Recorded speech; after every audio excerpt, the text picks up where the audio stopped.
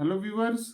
तो आज की क्लास में हम थ्री डायमेंशनल ज्योमेट्री से रिलेटेड एक इम्पॉर्टेंट और कॉन्सेप्चुअल प्रॉब्लम सॉल्व करेंगे, जिसमें हमें एक लाइन की इक्वेशन फाइंड आउट करनी है और कुछ कंडीशंस हमें दी हुई हैं। राइट। तो यहाँ पर हमें एक वेक्टर इक्वेशन निकालनी है लाइन की, जो कि लाइन जो है वो पास कर रही है इस पॉइंट से 3,1,2 से, और परपेंडिकुलर है इस प्लेन पर। राइट। तो प्लेन की इक्वेशन हमें यहाँ दी हुई है, और हमें जो लाइन और प्लेन है इसका पॉइंट ऑफ इंटरसेक्शन भी जो है फाइंड आउट करना है। राइट। तो चलिए एक रफ डायग्राम यहाँ पर बना लेते हैं। राइट। तो देखिए यहाँ पर हमारे पास एक प्लेन दिया हुआ है हमें। राइट। इस प्लेन को हम ऐसा करते हैं कि पाई से डिनोट करते हैं, और हमें एक लाइन दी हुई है जो कि परपेंडिकुलर है इस प्लेन पर। राइट। तो हम इसको एक लाइन एल डिनोट कर लेते हैं यहाँ पर, और ये लाइन जो एल है ये इस पॉइंट से पास हो रही है, यानी कि पॉइंट ए से, जिसके कोऑर्डिनेट हैं 3,1,2। राइट। और जो प्लेन है पाई, इसकी इक्वेशन, जो वेक्टर इक्वेशन हमें दी हुई है, वो दी हुई है वेक्टर आर को हम लिख सकते हैं एक्स आई कैप प्लस वाई जे कैप प्लस जेड के कैप, और डॉट प्रोडक्ट लेना है हमें 2i कैप माइनस जे कैप प्लस के कैप के साथ। राइट।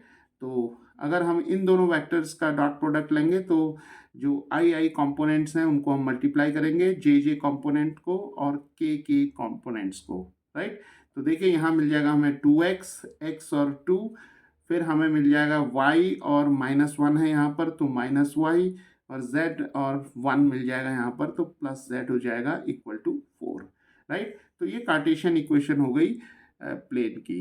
तो 2x minus y plus z is equal to 4।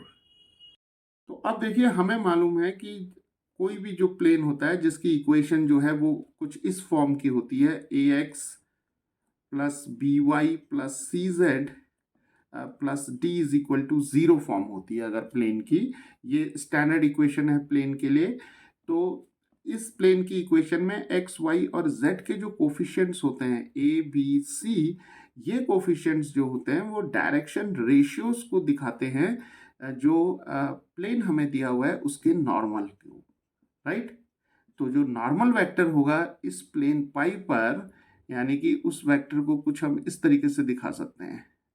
Right. तो ये नॉर्मल वेक्टर है, तो इस नॉर्मल वेक्टर के जो डायरेक्शन रेशियोज होंगे वो एक्स वाई और जेड के कोफिशिएंट्स होंगे। राइट। तो इस इक्वेशन में देखते हैं। तो प्लेन की इक्वेशन जो है वो दी हुई है हमें 2x minus y plus z is equal to 4। तो x का कोफिशिएंट है यहाँ 2, y का है -1 और z का है 1। तो जो डायरेक्शन रेशियोज हो जाएंगे इस नॉर्मल वेक्टर के, वो हो जाएंगे हमारे 2, -1 और 1। राइट। और यहाँ पर ये बात भी इम्पॉर्टेंट है कि जो हमें लाइन दी हुई है जिसकी इक्वेशन हमें फाइंड आउट करनी है, तो ये लाइन जो है वो इस नॉर्मल वेक्टर के पैरेलल हो जाएगी। राइट। तो वेक्टर n जो होगा ये लाइन l के पैरेलल होगा। तो अब देखिए जब ये लाइन l इस वेक्टर n के पैरेलल हो जाएगी, तो इस लाइन l के भी जो डायरेक्शन रेशियोज होंगे वो जो नॉर्मल वेक्टर n है वही डायरेक्शन रेशियोज होंगे जो वेक्टर n के होंगे, यानी कि नॉर्मल वेक्टर के होंगे। राइट। क्योंकि हमें वेक्टर्स से मालूम है कि अगर दो वेक्टर्स अगर पैरेलल होते हैं तो उनके डायरेक्शन रेशियोज जो है वो या तो इक्वल होंगे या प्रोपोर्शनल होंगे। राइट। तो यहाँ लाइन एल जो है वो नॉर्मल वेक्टर के पैरेलल है, तो इसका मतलब ये हुआ कि जो नॉर्मल वेक्टर के डायरेक्शन रेशियोज हैं वही डायरेक्शन रेशियोज जो होंगे वो लाइन के भी हो जाएंगे। राइट।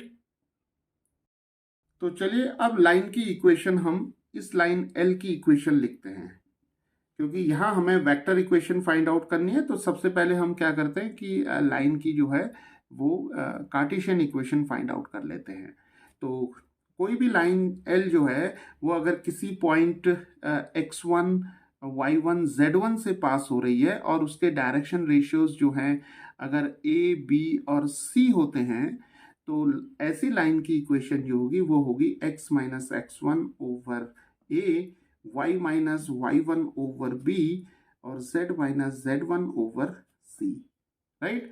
तो ये स्टैंडर्ड फॉर्म होगी, 1 पॉइंट फॉर्म होगी ये लाइन की, जो कि पास हो रही है x1 y1 z1 से, और जिसके डायरेक्शन रेशियोज जो हैं वो a b c हैं।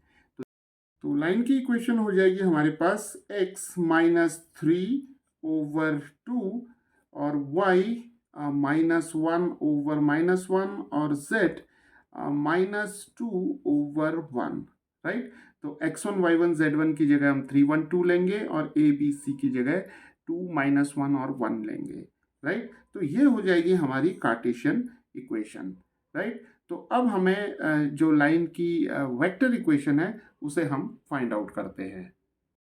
तो देखिए वेक्टर इक्वेशन हम कैसे लिखते हैं लाइन की, कि वेक्टर आर और यहाँ पर हम वेक्टर ए लिखते हैं प्लस लैम्डा बी वेक्टर लिखते हैं, राइट। तो ये वेक्टर इक्वेशन है किसी भी लाइन की जो कि पॉइंट ए से पास हो रही है और जिसके डायरेक्शन रेशियोज जो हैं वो इस वेक्टर से रिप्रेजेंट किए जाएंगे, राइट। या हम ये भी कह सकते हैं कि जो लाइन एल है वो पॉइंट ए से पास हो रही है और किसी वेक्टर बी के पैरेलल है, राइट। तो ये वेक्टर बी हो जाएगा। तो वेक्टर ए की जगह हमारे पास जो होगा पॉइंट वो 3 1 2 होगा, यहाँ पर 3 1 2 हो जाएगा, जिसे हम लिख सकते हैं 3i cap plus j cap plus 2k cap, right. और वेक्टर बी की जगह हमारे पास आ जाएगा जो डायरेक्शन रेशियोज है, यानी कि 2 -1 और 1। तो इसे हम लिख सकते हैं 2i cap -1j cap plus 1k cap. तो वेक्टर आर हो जाएगा यहाँ पर, वेक्टर ए की जगह हम रखेंगे 3i cap plus j cap plus 2k cap, और यहाँ पर आ जाएगा लैम्डा टाइम्स वेक्टर बी, तो ये हो जाएगा हमारा 2i cap minus j cap plus k cap, right. तो ये हमारे पास जो है वेक्टर इक्वेशन आ जाएगी इस लाइन L की। तो अब देखिए हमें यहाँ पर find their point of intersection, right. तो इसका मतलब ये है कि जो लाइन L है ये इस प्लेन पाइप को इंटरसेक्ट कर रही है इस पॉइंट पर। तो चलिए इस पॉइंट को हम मान लेते हैं M, राइट। तो यहाँ पर हमें इस पॉइंट M के कोऑर्डिनेट्स फाइंड आउट करने हैं, राइट। तो इस पॉइंट M के कोऑर्डिनेट्स को फाइंड आउट करने के लिए हम क्या करेंगे कि general point lying on A line का कॉन्सेप्ट हम यहाँ पर लगाएंगे, राइट। तो यहाँ देखिए कार्टेशियन इक्वेशन जो हमें दी हुई है इस लाइन L की वो ये दी हुई है, तो हम इसे लैम्डा मान लेते हैं यहाँ पर, राइट। तो या लैम्डा ले लीजिए या R ले लेते हैं हम यहाँ पर, राइट। तो R जो होगा वो एक स्केलर होगा, राइट, एक स्केलर होगा।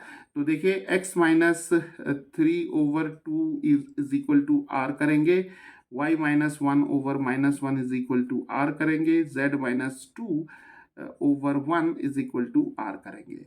तो यहाँ से x y z की जो वैल्यूज हैं r के टर्म्स में वो हम निकाल लेते हैं। तो x की वैल्यू आ जाएगी देखिए 2r + 3, y की वैल्यू आ जाएगी -r + 1 और z की वैल्यू आ जाएगी r + 2, राइट।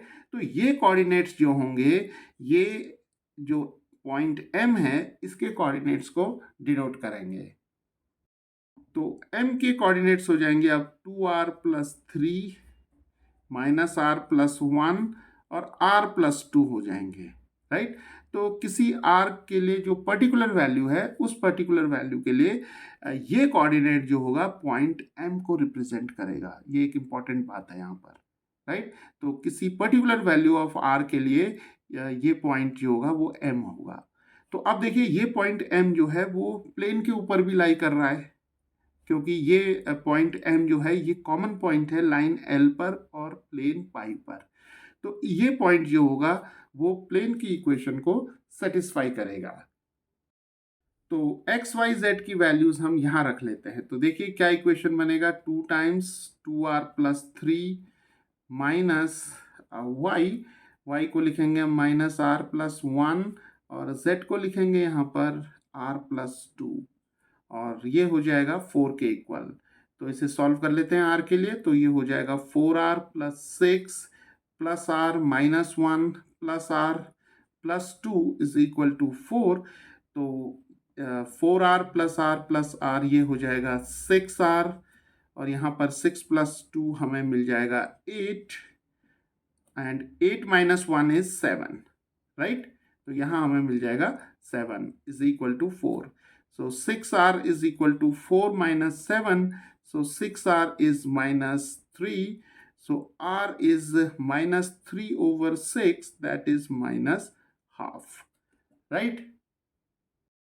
तो r की वैल्यू हमें यहाँ -half मिल गई। तो ये वैल्यू हम यहाँ सब्सटीट्यूट करेंगे तो देखिए x की वैल्यू हमें मिल जाएगी 2 टाइम्स -half + 3।